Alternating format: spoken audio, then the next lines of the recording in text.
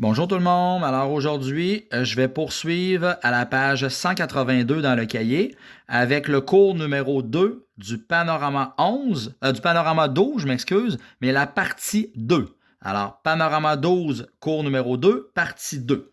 Alors, nous avions vu précédemment la formule de l'aire des polygones. Alors, on va mettre ça en application pour s'assurer que c'est bien compris.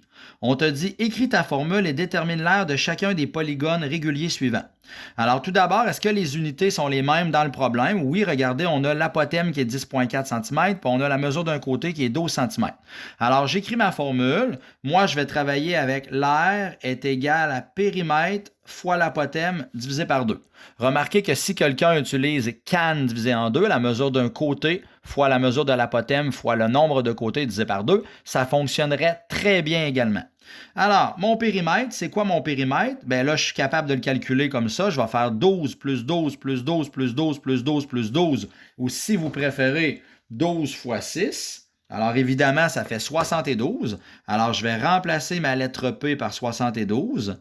Ensuite, l'apothème. L'apothème ici n'est rien d'autre que 10,4. Donc je remplace mon apothème par 10,4 et je divise par 2. Et là, il me reste juste à calculer le résultat avec ma calculatrice. Donc, je vais faire 72 fois 10,4 divisé par 2, ce qui va me donner 374,4 et les unités sont des centimètres carrés. Ne pas oublier qu'on doit toujours mettre les unités au carré quand je parle du calcul de l'aire, comme nous avions vu au chapitre 10 précédemment. OK, regardons la lettre B maintenant. Ici, il faut faire attention. J'ai des centimètres comme mesure d'apothème et j'ai des décimètres. Alors, évidemment, je ne peux pas travailler avec des unités qui ne sont pas identiques.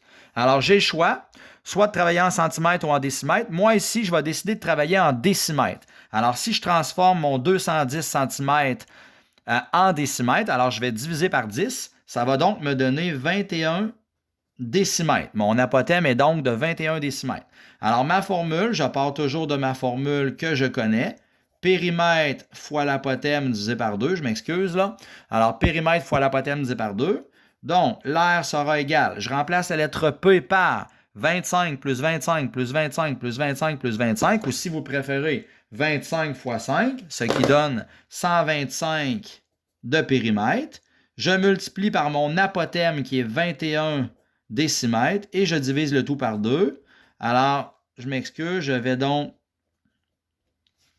calculer ça avec l'aide de la calculatrice. Je vais faire 125 multiplié par 21 divisé par 2.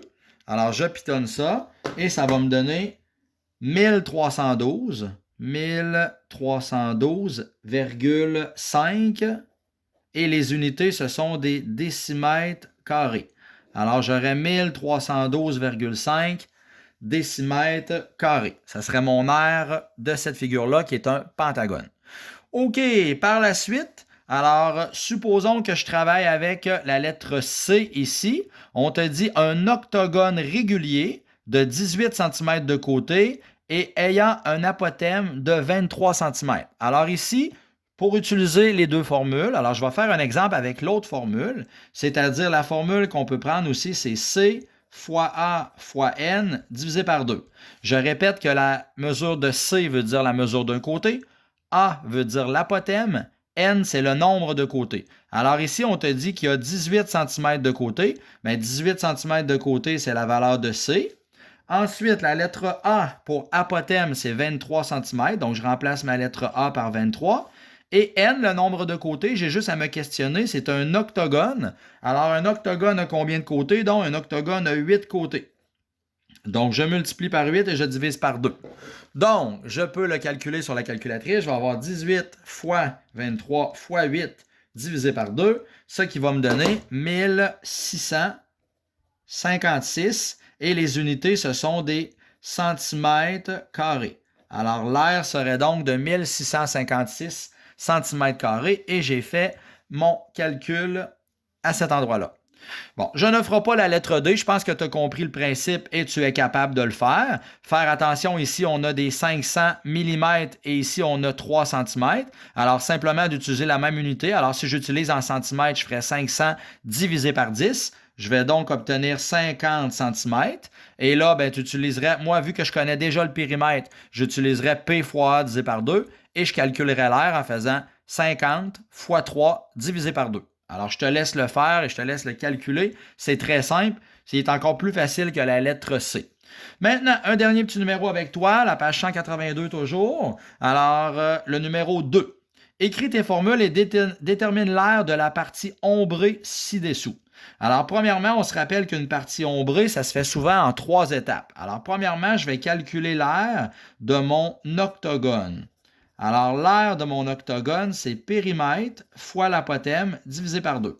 Mon périmètre, c'est quoi? Ça se trouve à être 13 plus 13 plus 13 plus 13 plus 13 plus 13 plus 13 plus 13. Ou si vous préférez, c'est beaucoup plus rapide de faire 13 fois 8, qui fait 104. Alors, le périmètre, je m'excuse, c'est 104. Je multiplie par mon apothème. Alors là, l'apothème, il fallait juste y penser que, regardez, mon apothème, ça se trouve être la ligne jaune que là, mais la ligne jaune, c'est la même mesure que ça ici, que je fais la ligne jaune ici.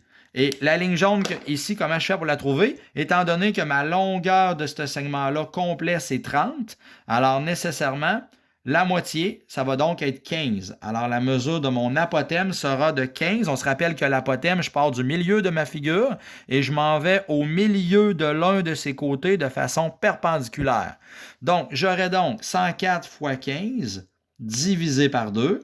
Alors là, je pitonne ça avec la calculatrice. 104 fois 15 divisé par 2, ce qui donne 780.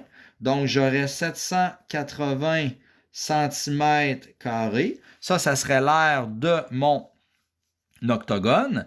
Après ça, je calcule toujours l'aire de ma partie blanche. L'aire de ma partie blanche ici, 30 cm ici, ça se trouve à être la base de mon rectangle. Donc, que je le mette en haut ou en bas, c'est la même.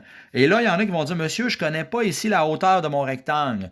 Mais faites attention, c'est un octogone régulier, ça veut dire que tous ses côtés sont égaux. Si ce côté-là mesure 13, ça veut dire que lui mesure 13 et lui également mesure 13 cm.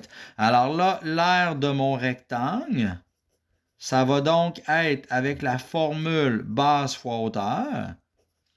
La base ici, c'est 30 cm, donc je remplace la lettre B par 30. Je remplace la lettre H par la hauteur de mon petit rectangle qui est 13. Alors là, je prends ma calculatrice, je vais faire 30 fois 13, ce qui va me donner 390. Donc, j'obtiendrai 390 cm². Ça, c'est pour l'aire de mon rectangle blanc, donc l'aire de ma partie blanche.